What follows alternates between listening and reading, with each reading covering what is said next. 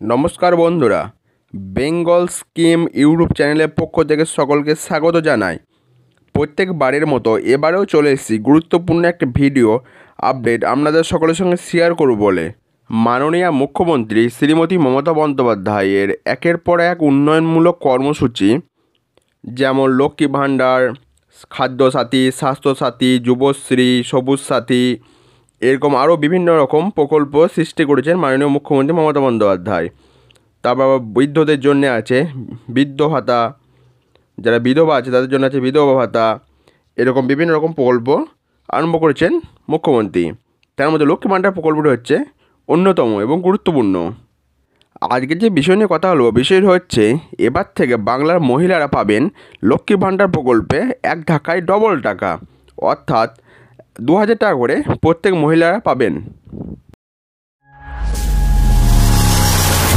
আগে প্রত্যেকবারের মতো একটা রিকোয়েস্ট আপনাদের সকলের সামনে, যে সমস্ত বন্ধুরা আমার চ্যানেলে প্রথম, সেই সমস্ত বন্ধুরা আমার চ্যানেলটিকে সাবস্ক্রাইব করে দেবেন এবং পাশে থাকা বেল আইকনটি অন করে রাখবেন। এর ফলে যখন নিত্য নতুন ভিডিওর আপডেট দেবো, সবার প্রথমে নোটিফিকেশান আপনার কাছে পৌঁছাবে। এই লক্ষ্মী ভাণ্ডার প্রকল্প হচ্ছে মাননীয় মুখ্যমন্ত্রী স্বপ্নের প্রকল্পের একটি অঙ্গ। 2021 সালে তৃণমূল কংগ্রেস সরকারের ক্ষমতায় আসার পর চালু করা হয়েছিল লক্ষ্মী ভাণ্ডার প্রকল্প।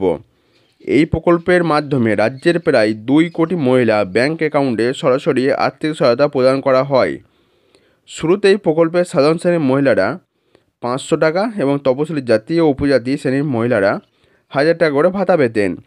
তবে রাজ্যের পরবর্তী বাজেটে এই ভাতার পরিমাণ বৃদ্ধি করে যথাক্রমে 1000 টাকা এবং 1200 টাকা করা হয়। এই লক্ষ্মী ভাণ্ডার প্রকল্পের লক্ষ্য হচ্ছে 25 থেকে 60 বছর বয়সী মহিলারা আর্থিকভাবে সহায়তা প্রদান করা। এই লক্ষ্মী ভাণ্ডার প্রকল্প এমনিতেই একটি খুশির খবর, তার সঙ্গে এই খুশির মাত্রা আরও বাড়িয়ে দিতে শোনা যাচ্ছে যে এবার থেকে সাধারণ শ্রেণীর মহিলারা প্রতি মাসে 2000 টাকা এবং তপশিলি জাতি ও তপশিলি উপজাতি শ্রেণীর মহিলারা প্রত্যেক মাসে 2200 টাকা করে ভাতা পাবেন। 2024 সালে ডিসেম্বর মাস থেকে আরও 5,07,000 মহিলা লক্ষ্মী ভাণ্ডার প্রকল্পের আওতায় আনা হয়েছে। বর্তমানে প্রায় 2,21,00,000 মহিলা এই প্রকল্পের সুবিধা পাচ্ছেন। রাজ্য সরকারের পরিকল্পনা আরও বিপুল সংখ্যক মহিলাকে এই প্রকল্পে অন্তর্ভুক্ত করে তাদের আর্থিক সহায়তাও প্রদান করা। লক্ষ্মী ভাণ্ডার প্রকল্পের ভাতা বৃদ্ধি হলে রাজ্যে গরিব এবং মধ্যবিত্ত পরিবারের মহিলারা আর্থিকভাবে আরও স্বাবলম্বী হবেন।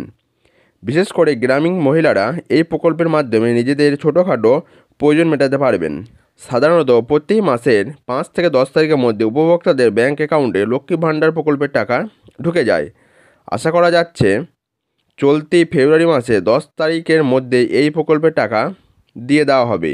তবে সরস্বতী পুজো উপলক্ষে ছুটি থাকায় মাসে হয়তো 1-2 দিন দেরি হতে পারে প্রকল্পের টাকা ঢুকতে। আজকের যেটি আলোচ্য বিষয় সেটি হচ্ছে লক্ষ্মী ভাণ্ডার প্রকল্পের যে 2000 টাকা এবং 2200 টাকা সেটি কি পাওয়া যাবে? এই উত্তরে আমি বলে রাখি, এখন পর্যন্ত এই সম্বন্ধে কোনো বিস্তারিত কিছু তথ্য পাওয়া যায়নি। সামনেই ফেব্রুয়ারি মাসের 12 তারিখে যে বাজেট অধিবেশন আছে, সেই অধিবেশনে যদি এই বিলটি পাস হয় তবেই আপনারা কিন্তু এই টাকা পাবেন।